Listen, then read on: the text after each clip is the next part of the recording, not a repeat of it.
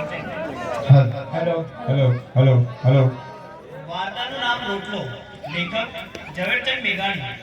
તો આ વાર્તાની શરૂઆત ગણેશ વંદનાથી કરીએ. જય દેવ દુલાળા અંકુશવાળા ગજમથાળા કિરપાળા ઉલ્લસવાળા ચાર ભુજાળા લાલ જગાડા હિરમાળા ભીડભંજન હારા વિઘ્ન હરાળા માતુમાના છોગાળા છોગાળા હે દીન દયાળા એક દંતાળા કરસતવાળા રખવાળા રે જીરે કરસતવાળા રખવાળા. આજે તો ગુજરાતની ધીંગી ધરાની વાત કરવી છે ભાઈ.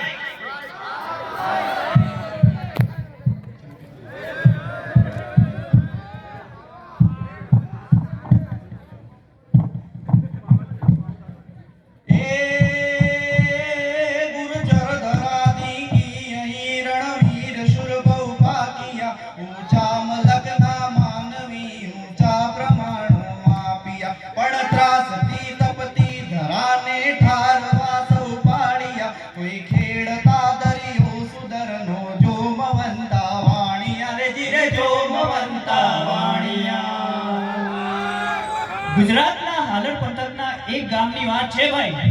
ગુજરાતના હાલડ પંથકના એક ગામમાં સંધ્યા કસુંબર ચૂંદડી ધારણ કરી આકાશને માંડવે પથારી વાળી છે. એવી રંજુ પુંજુ વેળાએ અજાણી ભૂમકાના એક આદમીએ આ ગામની બજારમાં પગ મૂક્યો. ઘેરદાર ચોરણો ઉપર આછી પચેડી ભેટ, પાસાબંધી કેડિયું ઉપર 24 આંટાની ગોળ પાઘડી, દાઢી મૂછના કાતરામાં કાબર ચિત્રી ફૂટતા કળાય છે. પણ ચહેરાની ચામડીની રતાશ એના સુખીપાને છતી કરે છે. ગામના નગર શેઠ સાંજ વેળાના ગ્રાહકને સાચવતા, ખાતા વહી રોજ મેળ અને ઘડિયું જેવા ચોપડાને ઉઠાવતા જાય છે અને નામું ખતાવતા જાય છે. ગામના શેઠનો કરિયાણા ગરિયાણાનો બહોળો વેપાર અને ગામના દાસ્તાર વેપારીની એની છાપ, એટલે જ સાંજના હટાણાની ગ્રાહકોની ધીંગ જામી છે. શેઠ ગ્રાહકોની ઘેરામાંથી પેલો પાઘડીવાળો આદમી આગળ આવીને બોલ્યો, એક જણને થાય એટલું સીધું તોડી દો ને. સાવ અજાણ્યો સ્વર સાંભળીને શેઠની નજર દુકાનના 12 સાટા ભણી મંડાણી. ચોપડામાં વચ્ચે તચલી આંગળીના ટેકેથી ચશ્માને ખૂણેથી ઊંચે થયેલી એક નજરે આમ ટૂંકના શરીરને માપી લીધું. પગથી માથા સુધીનો પહેરવેશ અને ચહેરાની સુરખી ઉપરથી ચતુર્વાણીકે અનુમાન કર્યું કે આ માલધારી સોરઠનો જ હોવો જોઈએ. આમ કેણી બાથી આવો છો ભાઈ? શેઠે આમ ટૂંકની ઉપર માયાભરી આંખ ટેકાવી. બહુ આગેથી શેઠ, ગીરના નેહડેથી. આવતાને ટૂંકો જવાબ આપ્યો. આ ઓહો, અમારા હલારમાં હા, બળદો વેચવાના હતા. વેચાઈ ગયા? હા, જ્ઞાતિએ દેવી પુત્ર છું. મારું નામ સામતભા. હવે શેઠ ગાડીએથી ઊભા થાય છે.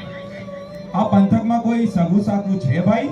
સગુ તો માતાજીનું નામ છે, પણ રાંધતા આવડે છે હો. અરે, દેવી પુત્રના હાથે રાંધવું પડે? શેઠે ચોપડાની દોરી બાંધી અને પોતાના દીકરા સામે જોયું. સંસ્કારી વાણિયાનો દીકરો આંખની ભાષા સમજી ગયો. હા બાપુજી, હમણાં કેવડાવી દો. દીકરાએ હળવું હસીને ટૂંકમાં જવાબ આપ્યો. શેઠે સામતબાનો હાથ પકડ્યો. ભગવાનની દયા છે ગઢવી. આજે વાડું મારે ઘરે કરવાનું છે અને રાત વાસો પણ. સવારે તમારે સુખીથી નીકળજો. ગઢવીને શેઠની વાણીમાં આખાએ હાલરની ખાનદાની દેખાણી. આ પંથક એને હરખાળો ભાસ્યો. પરાણે બાવડું પકડીને શેઠ આ ગઢવીને પોતાને ઘરે લઈ ગયા. વિગાવટ જેવડું ફળિયામાં 10 ભેંસો બાંધેલી હતી. એક ઓસરીએ 4 મોટા ઓરડા. વેપાર વાણિજ્યની સાથે સાથે શેઠનો દૂધ ઘીનો પણ મોટો વહીવટ ચાલતો હશે એવું લાગ્યું. ફળિયામાં ઢોળિયા ઢળાયા, ધડકલા પથરાઈ ગયા, ભેંસો ધોવાણી અને શેઠ ગઢવી સાથે વાળું કરવા બેઠા. ઘીમાં તરબોળ બાજરાના સોડમડાળ રોટલા અને છલકતી તાંસલીમાં દૂધ પીરસાણા. શેઠ જમતા જમતા ઊભા થાય અને ગઢવીની તાંસલીમાં પરાણે દૂધ પીરસે. અરે, લ્યો ગઢવી. અરે નાના શેઠ, દીકરા પણ તાણ્યા કરે. 12 સાકે ઊભા શેઠાણી પણ આગ્રહ કરે. નિરાંતે વાળું કરજો હો ભાઈ. અમારે આંગણે ક્યાંથી? આમ વાણું પાણી પરવાળી ગઢવી અને શેઠે ફળિયામાં ઢોળિયા ઢાળી દેહને લંબાવ્યા. પોતપોતાના પંથકની અને સુખ દુઃખની આડી અવળી વાતો કરી પછી સુખરાત કરી. સવારમાં જાગ્યા ત્યારે અજાણ્યાપણું ઓગળી ગયું હતું. હાલતા વેળાએ ગઢવીએ શેઠાણીની હાથમાં 5 રૂપિયા આપીને બોલ્યા, લો બોલ, આ મારું કાપડું. થોડી આનાકાની પછી શેઠાણી પણ રૂપિયા લઈ લીધા, પણ ફરી આવવાના વચન લીધા. 5 રૂપિયા એ સમયે કાંઈ નાની વાત ન હતી. બોલ, તમારે ઘરે ભાણાભાણીના લગ્નમાં જરૂર આવીશ. જય માતાજી. એમ કહીને ગઢવી પંથે પડ્યા.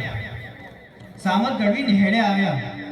સમય વીતતો રહ્યો અને આ વાત ઉપરથી 15 વર્ષના વાણા વીતી ગયા ભાઈ.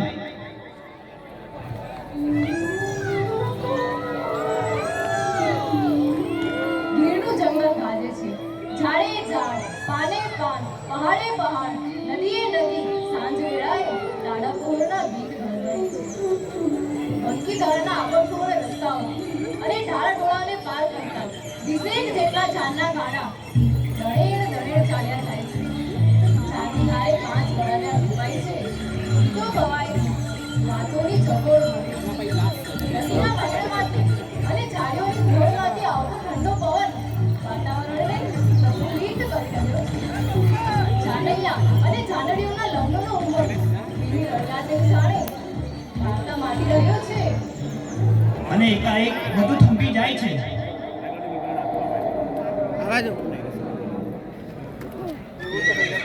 ધરતીના પેટાળમાંથી ફૂટ્યા હોય એવા વિશે લૂંટારા ભેખડ ઉપર ધસી આવ્યા ને ગાડાને ઘેરી વળ્યા. એમ ત્રાડ પડી ને ગાડા હાથના થથરી ઉઠ્યા. વરરાજા સાથે સૌથી આગળના ગાડે બેઠેલા શેઠ હજુ તો કાંઈ વિચાર કરે એ પહેલા એને લગતે બંદૂકનું નાણસું આવ્યું. ક્યાંની જાન છે એલા? લૂંટારાનો કડકાઈ ભરેલો સ્વર ગીરના ખાખરાના ઝાડવાની ડાળીઓમાં ભરાઈને વિખરાઈ ગયો. ફાલાર પંથકના સરપતળ ગામની છે બાપુ. શેઠની પાઘડીના આંટા ડોકમાં આવી ગયા. એ વળાવ્યા, હથિયાર મૂકી દો, નીકર શેઠ ને વરરાજાના માતા ઘોડેથી વિંધાઈ જશે. વળાવ્યા લાચાર બનીને જોતા રહ્યા. ચાર લૂંટારાએ પછેડી પાથરી રાખી અને એમાં છત્રીયા ઘરેણા માંડવા પડ્યા. સે વાલની વાણી પણ બચી નહીં. વરરાજા માટે રાજ દરબારમાંથી લાવેલા હીરા મોતીના કિંમતી ઘરેણા પણ લૂંટારાએ આંચકી લીધા.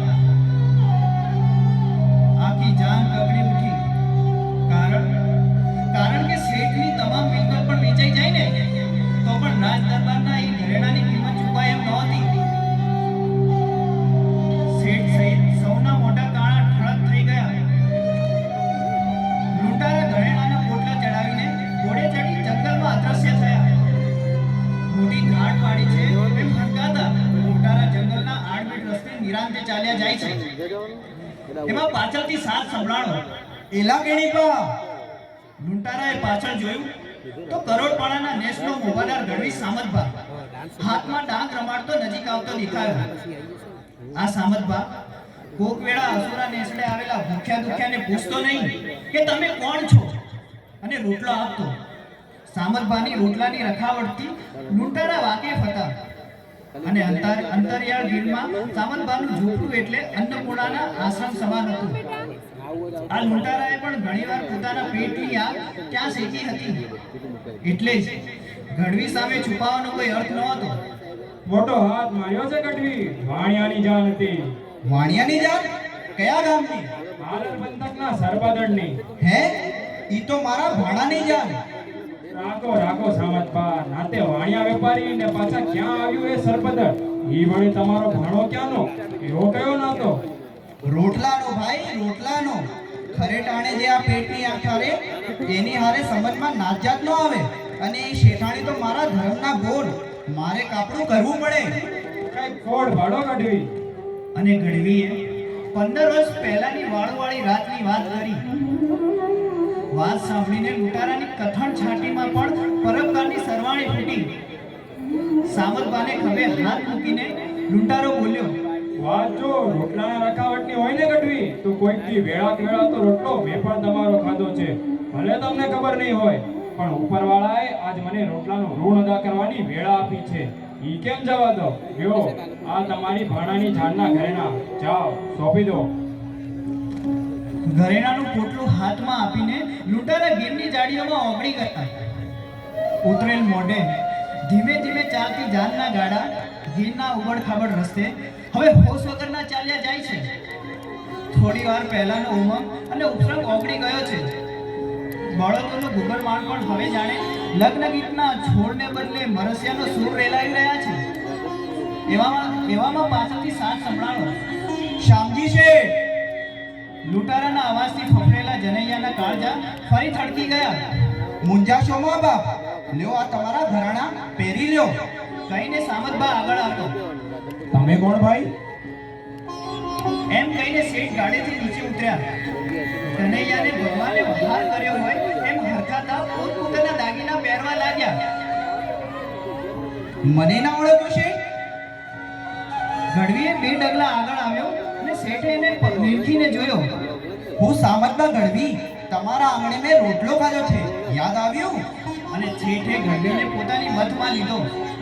ગઢવીએ ઘરેણા પાછા કેમ આવ્યા એને માંડીને વાત કરી અને શેઠને કહ્યું, રોટલો દેવાનું નિયમ તો મેં તમારા ઘરેથી જ લીધું હતું અને એનું વળતર પણ આ તમને જ મળ્યું. અરે, તમે તો મારો રોટલો લાખ ન કરી દીધો ગઢવી. એમ કહીને શેઠે ગઢવીને ફરી મતમાં લીધો. હવે તો મારે પણ ભાણાભાઈની જાનમાં આવવું છે હો બોલ, પણ પેલા ગરીબના નેહણે લાપસી ખાઈને પછી જવાનું છે. અને શામજી શેઠે દીકરાની જાનના ગાડા વાળ્યા અને ગઢવીના નેહડા બાજુ વળી ગયા. આ હતી વાર્તા રોટલો.